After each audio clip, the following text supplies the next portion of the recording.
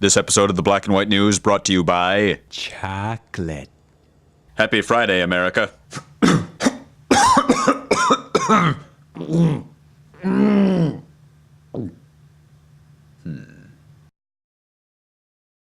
Here's your historic update for this, the third week of February. Third week of February, 1478. George, Duke of Clarence, convicted of treason against his older brother, Edward IV of England, is privately executed in the Tower of London. Look here, brother. This really isn't about the treason. It's about those wedgies, understand? The wedgies.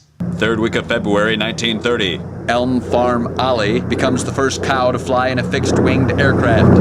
How's the view, Ollie?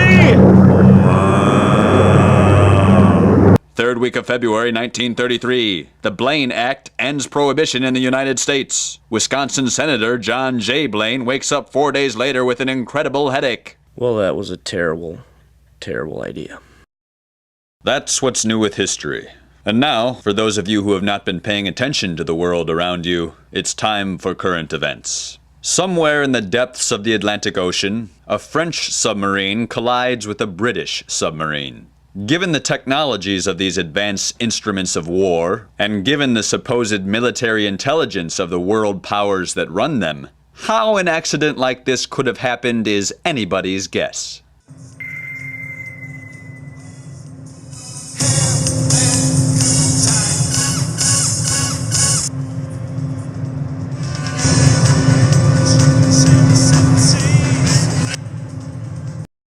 A woman lives in Connecticut. This woman lives with a chimpanzee. The woman combs the chimpanzee's hair. The woman takes baths with the chimpanzee. The woman gives the chimpanzee wine and prescription pills. The woman sleeps with the chimpanzee. The woman claims the chimpanzee was like a son.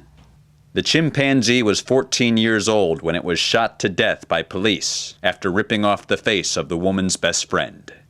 Here's a question for you, America. Do you bathe your 14-year-old son? Do you give your 14-year-old son wine and prescription pills? Do you sleep with your 14-year-old son? Is your 14-year-old son a chimpanzee? If you answered yes to any of those questions, then I'd watch your step if I were you, because your son might just go crazy one day, and that would be a tragedy. Finally, American automakers General Motors and Chrysler have asked the United States government for a combined $40 billion in bailout funds. So let me get this straight. For the past 25 years, you guys have been making shitty cars that no one in their right mind would ever buy. We all know what you've been up to. You build cars that are designed to fall apart, which then forces the owners of these shitty cars to buy shitty replacement parts for their shitty car.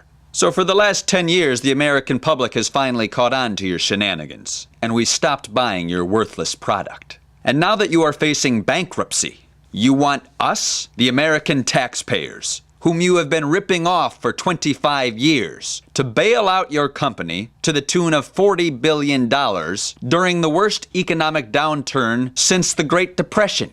I suppose the next thing you'll ask for is that we, the American public, start buying your shitty cars again because it's the American thing to do. Here's an idea, you corporate snakes. Sell what's ever left of your shitty business to a real company. Hell, sell it to the American government and let them hire some real Americans to run the auto industry. A government-run auto industry is not that bad of an idea.